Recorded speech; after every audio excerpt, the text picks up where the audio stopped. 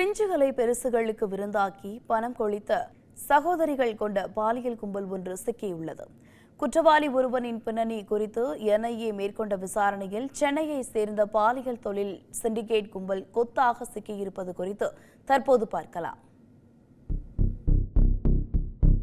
பள்ளி மாணவிகளையும் வேலை தேடும் இளம் பெண்களையும் ஆசை வார்த்தை கூறி மோசடி வலையில் சிக்க வைத்து சத்தமில்லாமல் பாலியல் தொழிலில் ஈடுபடுத்தி கொடிகட்டி பறந்த இந்த கும்பல் இப்போது வசமாக சிக்கி இருக்கிறது. வளசரவாக்கம் பகுதியில் பாலியல் தொழில் நடப்பதாக கிடைத்த தகவலில் விபச்சார தடுப்பு பிரிவு போலீசார் குறிப்பிட்ட வீடு ஒன்றில் சோதனையிட்டனர். அங்கு 16 வயது சிறுமியை பாலியல் வன்கொடுமை செய்த சைதாப்பேட்டையைச் சேர்ந்த 70 வயதான ராமச்சந்திரனை பிடித்து விசாரித்து உள்ளனர். அப்போது சிறுமியுடன் உல்லாசமாக இருக்க தேனாம்பேட்டையைச் சேர்ந்த நதியா என்ற பாலியல் புரோக்கரிடம் 6000 ரூபாய் பணம் கொடுத்து அழைத்து வந்ததாக தெரிவித்துள்ளார். இதனைத் தொடர்ந்து நதியாவை பிடித்து விசாரித்த போது அவரது சகோதரி சுமதியின் 2வது கணவர் ராமச்சந்திரன் ஆகிய மூவரும் கூட்டணி போட்டு பாலியல் தொழில் செய்து வருவது தெரிய வந்தது. இதற்காக நதியா +2 படிக்கும் தனது மகள் மூலமாக ஏழ்மை நிலையில் வாடும் மாணவிகளை வீட்டுக்கு வரவழைத்து அவர்களுக்கு செலவுக்கு 500, 1000 என்று பணம் கொடுத்து ஆசை காட்டியிருக்கிறார்.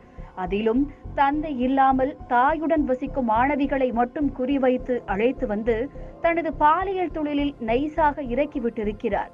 இப்படி சிக்கிய சிறுமிகளை பல்வேறு இடங்களுக்கும் அனுப்பி வைத்து பெரிய மனிதர்களுக்கு இரையாக்கி இருக்கிறார்.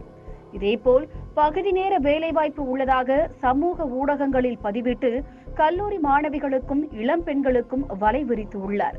விளம்பரத்தை நம்பி வருபவர்களை வேலை என அனுப்பிவிட்டு பாலியல் தொழிலில் ஈடுபடுத்துவதோடு அதனை வீடியோ மற்றும் புகைப்படம் எடுத்து மிரட்டியே தங்கள் காரியத்தை சாதித்து வந்துள்ளனர். இப்படி பலான தொழிலில் கிடைத்த பணத்தில் கார், வீடு என்று சொகுசு வாழ்க்கை வாழ்ந்து வந்துள்ளனர். ஹைதராபாத் கஸ்டமருக்காக சிறுமி ஒருத்தியை பிளைட்டில் அனுப்பி வைத்ததும் சிறுமி ஒருவரின் தாயார் பிரச்சனை செய்த போது அவருக்கு பணம் கொடுத்து சரி கட்டியதும் போலீசாரின் விசாரணையில் தெரிய வந்துள்ளது.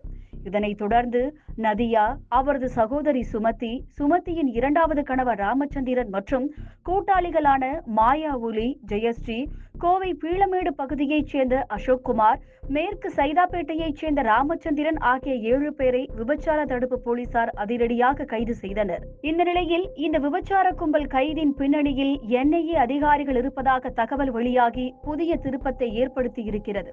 கிணறு வெட்ட பூதம் கிளம்பிய கதையாக தேசிய புலனாய்வு முகமை அதிகாரிகள் வேறொரு விஷயத்தை விசாரிக்க சென்றபோதுதான் இந்த பாலியல் தொழில் நெட்வொர்க் குறித்த துப்பு கிடைத்திருக்கிறது. ஆளுநர் மாளிகை முன்பாக பெட்ரோல் குண்டு வீசிய வழக்கில் கைதான கருக்கா வினோத்தின் ஞாபகம் இருக்கிறதா? அவர்தான் நதியா உள்ளிட்ட பாலியல் கும்பல் சிக்க காரணமாகி இருக்கிறார். கருக்கா வினோத் குறித்து தேசிய புலனாய்வு முகமை அதிகாரிகள் விசாரணை மேற்கொண்ட போது அவர் ஏற்கனவே பாஜக தலைமை அலுவலகம் முன்பு வெடிகுண்டு வீசியவர் என்பது தெரிய வந்தது. மேலும் அந்த வழக்கில் கருக்கா வினோத்தை ஜாமீனில் எடுத்தது யார் என்று விசாரித்த போது அதன் பின்னணியில் நதியா இருப்பதை கண்டுபிடித்துள்ளனர். இதையடுத்து நதியாவின் வீட்டுக்கு சென்ற என்ஐஏ அதிகாரிகள் அங்கு சோதனை மேற்கொண்டனர். அப்போது 5 செல்போன்களை கைப்பற்றியவர்கள் அதனை பார்த்தபோது அதிர்ச்சி அடைந்துள்ளனர். அந்த செல்போன்களில் சிறுமிகளின் ஆபாச வீடியோக்கள் இருந்துள்ளன. இதையடுத்து விசாரித்த போது நதியா பாலியல் தொழிலில் ஈடுபட்டு வருவதும் அவருக்கு தொழிலில் பிரச்சனை வராமல் இருக்க கருக்கா வினோத்தை பாதுகாப்பாக வைத்திருந்ததும் அதன் பேரிலேயே அவரை பெட்ரோல் குண்டு வீச்சு வழக்கில் இருந்து ஜாமீன் எடுக்க உதவியதும் தெரிய வந்தது. இந்த தகவல்களை எல்லாம் அறிக்கையாக என்ஐஏ அதிகாரிகள் டிஜிபிக்கு அனுப்பி வைத்ததை தொடர்ந்துதான் இந்த விபச்சார தடுப்பு வேட்டை அரங்கேறி கும்பலாக சிக்கி இருக்கிறார்கள் என்கிறார்கள் போலீஸ் தரப்பில். இதுவரை 17 பள்ளி சிறுமிகள் உள்ளிட்ட கல்லூரி மாணவிகள் என 25க்கும் மேற்பட்ட பெண்களை பாலியல் தொழிலில் ஈடுபடுத்திய நதியா கும்பலின் பின்னணியில் யார் இருக்கிறார்கள்? எந்தெந்த தொழிலதிபர்கள் சிறுமிகளை பாலியல் வன்கொடுமை செய்துள்ளனர்? இவர்களுக்கு பின்னால் யார் யார் இருக்கின்றனர் என்பது குறித்து விபச்சார தடுப்பு பிரிவு அதிகாரிகள் தீவிர விசாரணையில் ஈடுபட்டு வருகின்றனர்.